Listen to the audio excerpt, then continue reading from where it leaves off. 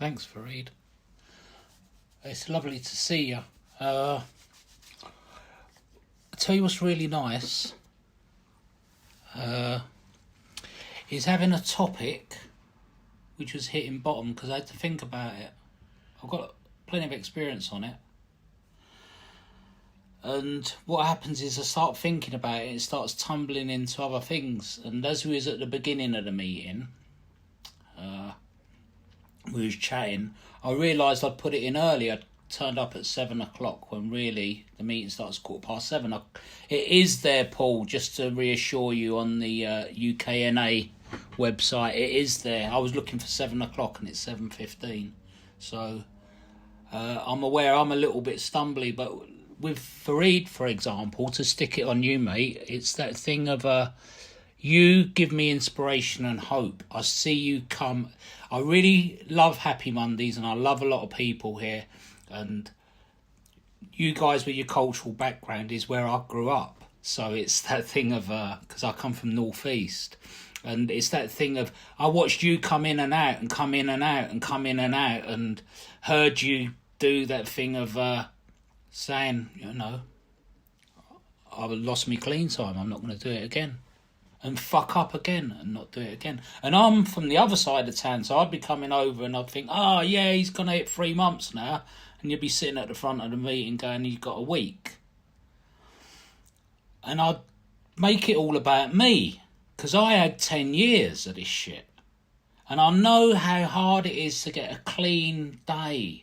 I really know how hard it is to get recovery. It's that thing of when the window comes along and you have to jump through it. Otherwise, if you miss it, you're fucked. And just for any of the obsessive compulsives that are here at the moment and any of the elitist NA members, I didn't forget, I'm Frankie, I'm an addict. I just wanted to see how long it was until someone was in that state. In that stage, you're going, he hasn't said he's an addict, he hasn't qualified himself. So yeah, I'm Frankie, I'm an addict. I came here in 1992 via H&I. Thank God for H&I. I don't like doing H&I meetings. I don't like going into prison. I don't like doing that stuff. I did a lot of H&I with people. There's certain people who do H&I, and I love them for it, and they're very feng shui. I'm not like that. I'm more of a group person. I'm the person who wants to stare at the girls who come in the meeting and have the tea and complain we haven't got PG tips. I'm that kind of guy. I've done all these kind of things coming through, and I attended Narcotics Anonymous because I was desperate. I came to NA because I was desperate. In my first share when I came to NA was a celebrity footballer, and he said, if you're thinking about your gate release money, then you're fucked. And I didn't get it. I was thinking about my gate release money, and when I was finally released from prison, I went in on a 9-month stint. This was the idiot I was. I went in for 9 months, came out after 2 years. And the money that they gave me, the dole money on release, I spent all on drugs. I didn't get it. I thought addiction was about drugs. I thought addiction was about taking drugs. And then after a period of time, I got a friend up in Scotland who lives in Glasgow. Johnny was like my first proper mate in recovery, he was. And he used to go to the Finsbury Park and the Angel meeting. And he used to say to me, it's Frankie, it's not about drugs. This is not about drugs. If you put the drugs down and you come to NA and everything goes, ta-da, everything's brilliant. He said, I reckon you've got a psychological imbalance and you need psychiatry or that OCD or something like that. And he was right. After a period of time, the people I really get worried about who come to NA are the ones who come in and within 30 days they've got it. These people that I see sitting at the front of the meetings are me. We're all different addicts here, but I'm the addict who came to the meeting and I really wanted it and I really knew I needed it and my life had got worse. I couldn't go and fill in my housing benefit form unless I'd used. I couldn't even go and hand it in unless I'd used. My life had got really into one of those. I was one. I don't know if you lot can identify with this. I was the addict who came to NA after having a fucking 6 or 7 boots, and then sit in a meeting and speak to you guys and think none of them know I'm off me tits. None of them know I've had a bit of gear. They're all fucking idiots here, you know. And it's great when you see a newcomer come in and they're prang or they're a bit pinned or something, and they look at you and you look at them. Don't bubble them up. Don't tell them they've, you know, you're off your nut. You know, don't point it out to them. Let them have that realisation after a couple of years that we all fucking knew. You know, you can't teach none of us how to take drugs, you know, or any of that stuff. My sponsor pointed out to me that I didn't know what hitting bottom was until I'd done it. I'd came into NA and I didn't understand. You know, I did the readings, and I'm a literature guy. I'm a very electronic kind of person today. I use an iPad as opposed to me basic text. I think these things are a bit out of date, really. I've got a couple of highlighted, coloured. I used to think highlighting and colouring my book made me a super recovering addict. It just makes me keep spending money on books to try and impress you guys. But one of the things I do, because I'm a cheat, I'm a shortcut addict. I don't know about you lot, I want shortcuts. I want the easier, softer option. I've gone to the other fellowships and I've done the microwave recovery, and like all microwave food, it goes cold really fucking quick. You know, you have to come to NA and it's the long haul. It's like, come on guys, you know, you have to bet on the tortoise. You don't bet on the hare, you bet on the tortoise. The hare that comes in after 30 days and wants to be a GSR, we kind of know. Bye, mate. You know, I had to go through all this process, and it got to May 2003, and it wasn't the 15th of May. I was in detox for 9 days. It was my very last detox of my 8 treatment centre, and I was in the shower, and I wanted to leave the detox, but I knew I couldn't leave. I knew how hard it was just to get myself into that fucking detox. You know, I was I never, ever, ever... I got... This was the idiot I was. I knew I put every effort I did to get into the detox, and I know I've got to kind of keep this short, and it's that thing of my friend up in Aberdeen, Paul, he says... a lot of people come to NA and say, we're not going to talk about our using, and then they spend the next half hour talking about their using. I'm not going to talk about my using. But I found myself, and the bullshit afterwards is I found myself in the shower in City Roads, which is now closed, wanting to leave and go and have some gear because I was on my first couple of days clean. And I'm on these first couple of days clean and I want to leave. But I know I've got to stay, but I want to leave. I know I've got to stay.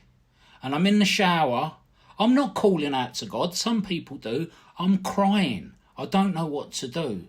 I really fucking don't know what to do. And I'm really, you know, as they say, in desperation we seek help. I phoned my sponsor up and I said to him, Alan, he was at the time, was my sponsor, I said, I don't know what to do. And he said, all you got to do is just stay there. All you got to do is try and eat the food and get by it. That's all you've got to do. Keep it on the 5-minute basis. Now, my rock bottom was the crying in the shower, not knowing what to fucking do.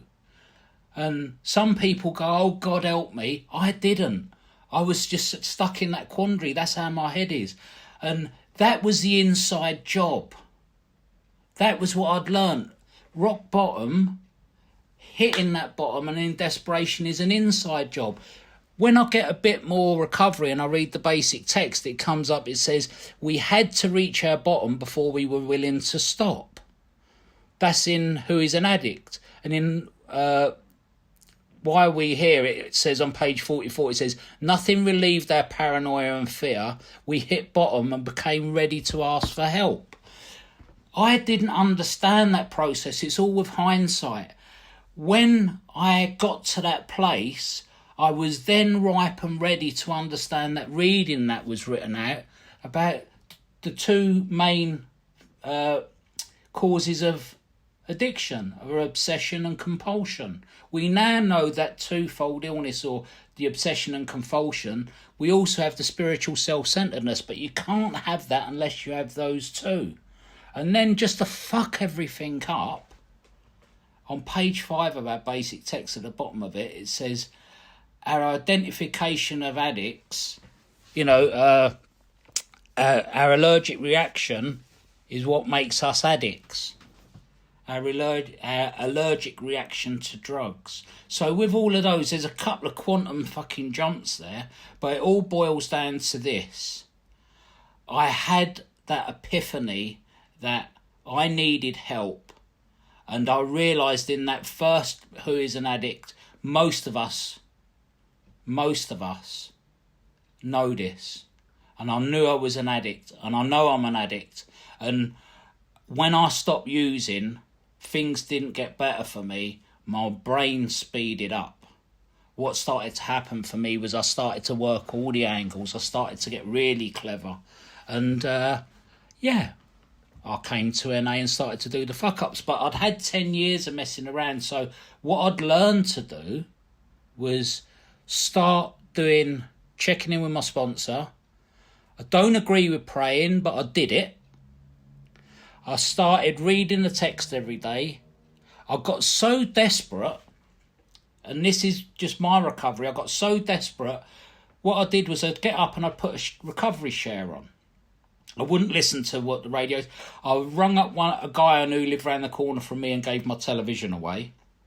And by doing all of this stuff, and by engaging in recovery in an obsessive compulsive way, I started to plan, and this is really helpful, I started to plan my day out in my diary. I do all this on my phone these days, but I had a diary and I used to plan it, and it used to be get up, iron my clothes, work out, go and get me bus pass, and go to Early Risers in Chelsea, which was the other side of London, at 7 o'clock in the morning. I became that desperate guy. And I used to go to all these different meetings throughout the day, and I'd do coffee shop recovery in between. And 90 and 90, and I say this to fuck my sponsees up at times. I say to them, I won't ask you to do anything that I haven't done. So I ask you to go to a meeting every day.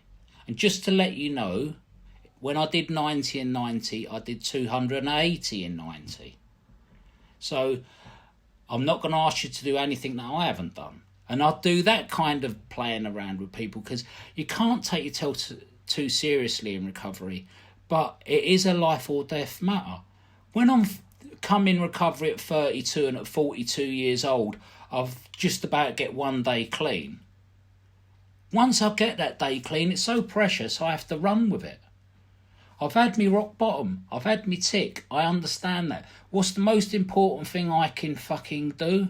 Step work. Phone my sponsor and do step work. I really didn't care what anyone else was doing in NA. You meet you pick them up en route and you say to them, come to the meeting tomorrow. You do that for 5 days, and on the 6th day you say, you come into Soho, we're going to do the Soho 10 o'clock. And they go, no, not today. And people drop off. I realised it's important. I have a NA family. It's a big fuck off family, and they're all over, and I have to connect with them. I'm driving people crazy because I'm obsessive and compulsive. Why am I obsessive and compulsive? Because I'm untreated. Let's have it right. I haven't gone through the 12 steps. I'm an untreated addict who's running around like a lunatic, coming in and out of NA and starting to get all the answers.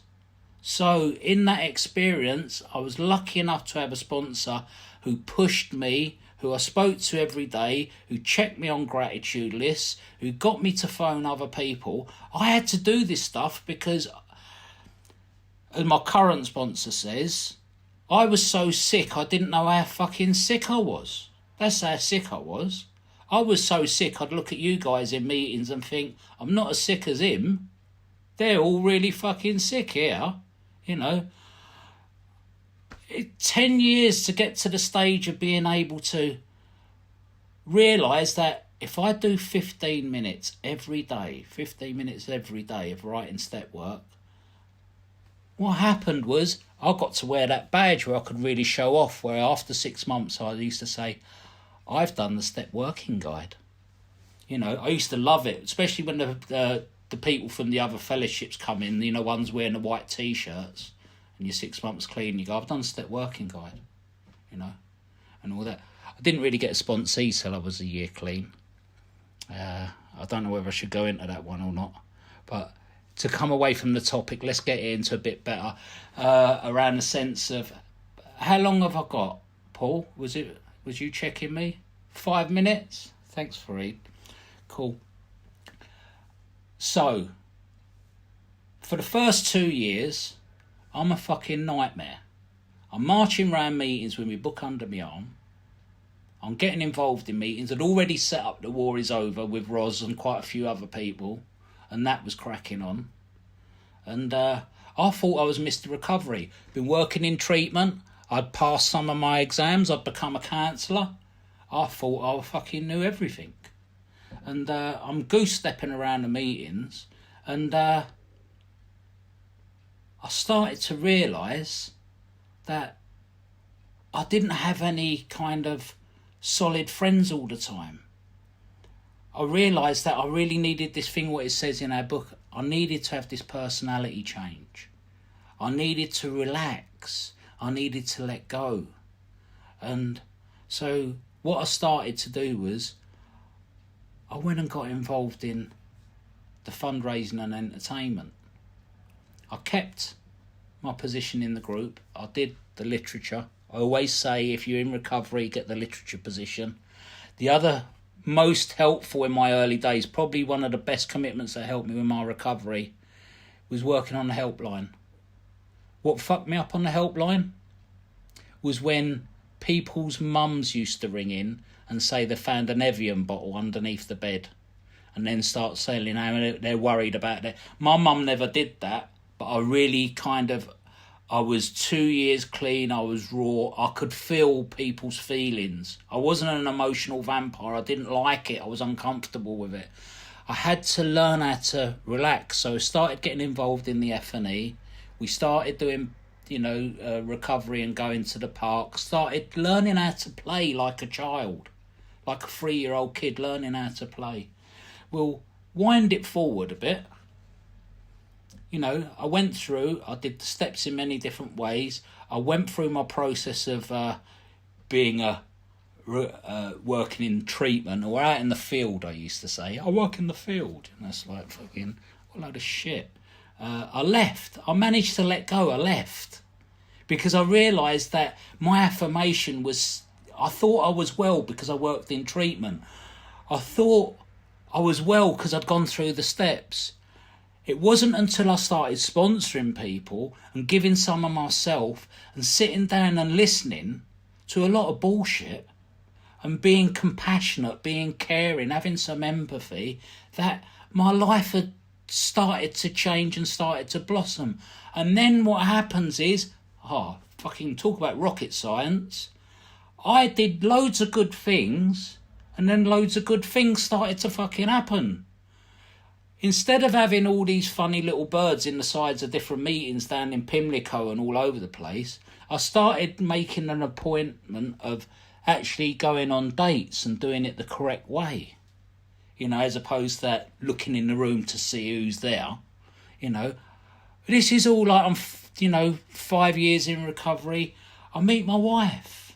I meet my future wife. That was hard fucking work. You know, I was on that thing of, I went through that thing of not having a relationship in the first year. Then when I met my wife, she was going to one of the SLA fellowships. What a load of shit that is. They wear roll necks up to there and dresses down to their feet. And it's like, I weren't really down with that, but I was trying to do things properly. And I had some friends. They taught me. Some of my friends were in other religions. And they taught me, this is what we know, this is what we do. Because I come from a counsellor state. If the bird don't kiss you and sleep with you within the first 2 days, you've got to jog her on. I learned to become and grow up and be an adult. And I've been with my wife, married 8 years, been with her 15 years, a large chunk of my recovery. My daughter was growing up, was going to school. This is the outcome of it. Because this is where I bubble over and I get so much of it. When I went through the 12 steps, I was picking my daughter up from school. My daughter, who's now got 27, got 2 kids of her own. I was picking her up from school, and the school teacher pulled me to one side and said, I don't know what you're doing, but can you please keep doing it? Because last year she had no grades and was fighting all the other kids. In this year, she's totally changed. In that year, that was my early year when I first went through the 12 steps. The evidence of what I was doing was being shown outside of me. I couldn't see it. I was still the same kind of Del Boy Trotter kind of automated guy marching around the meetings. I had to learn to go and have a massage. I mean, a proper massage, not, one of those where they're all blacked out. I had to go and ask other recovering addicts. I went and started doing some shiatsu. I started doing all these different things. I didn't let my obsession run away with me. If you came round my house, like if you come round now, it stinks of lavender. But it's that thing of, and all the other thing I noticed was whenever I'm doing a step 11 with sponsees, they always start burning incense. I never quite, why is it on step 11 you start burning shit? It's that thing of my life has evolved into a stage where I've been really lucky. My sponsor once said to me, right, we're going to do something different, Frankie. He said, out of your own money, I want you to go and buy your favourite comedian's DVD. And at the time, it was Richard Pryor. I went and bought Richard Pryor live. I did something good for myself and made myself laugh. I had to learn how to do that. I had to learn all this different stuff. And I really have become someone who's starting to grow a bit older. There was a statement on Facebook the other day which said, it's really funny being the same age as old people, because I don't feel old. In 4 months' time, I'm 60 years old. I don't feel fucking 60. I don't even know what music 60-year-olds are meant to listen to. I'm buzzing, but I'm shielded at the moment because I've got consequences from my using. I've got lung disease and a few other things, and I want to go and see Tennant. As an obsessive compulsive, do you know how hard it is to not download a cam copy off Pirate Bay? It's fucking... I so want to go and see this film. I keep watching reviews and they keep saying it's really brilliant, and then they keep saying it's really shit. I'm an obsessive compulsive. I want to go and see it. It's like as if they've released Matrix 4. What I'm saying is I'm still obsessive, but the compulsion bit is I'm not doing it. I've learned to reel myself back in. I've learned to slow myself down. I've learned to take inventory. And you haven't given me a sign yet, but I'm going to finish off with something, which is my Euston, we have a problem. The Sunday morning meeting was my home group for 13 years. I moved to the West Country to Bath. I thought, what the fuck am I going to do? I'll get involved in a meeting. So I got involved in a Living Clean meeting. And they're really lovely people here. Not many of them get past step 4, but they're really lovely. I call them Wine and a Lion. And it's a great meeting. You're all welcome to come on a Friday night. It's called Getting Clean in the Bath. Well, since we've been in lockdown... Getting clean in the bath, yeah? Since we've been in lockdown... Some of them have started doing an outside meeting, and because they get all fucked up about whether or not you can have more than 6 people and all this kind of stuff, it's like, just can't do it. They go and have this outside meeting and they have a WhatsApp group. Well, I can't attend, I'm shielding. It's all right, thanks. Thanks for it. I wind it down. So I'm shielding, I can't go. And in the WhatsApp group, one of the members said, can I bring my 19-year-old daughter? And I'm thinking to myself, that's not a child. She can come if she wants, whatever. So I put, being the NA police that I am, what you need to do is ask the other committee members, see if they're okay with it. And then I was feeling uncomfortable because they started to attack me in the WhatsApp group. So I rang an elder member and I told them exactly what I've just told you guys. And the older member said to me, Why are you being fucking busy, Frankie? Why are you being busy? Why don't you just leave them alone? You know, why do you have to put it in? It's an outside issue. It's nothing to do with you. Let go. And that's where I am. I have to understand and take my own inventory, and I have to reel myself back in. Because left to my own devices and left unchecked, without calling my sponsor, without mixing with you guys, without going to meetings, those who come to our meetings regularly stay clean, without all of that, I turn back into being a lunatic steadily. And I can't see myself. I need you guys to help me. So I want to leave it there, and thank you very much for asking me to come and share.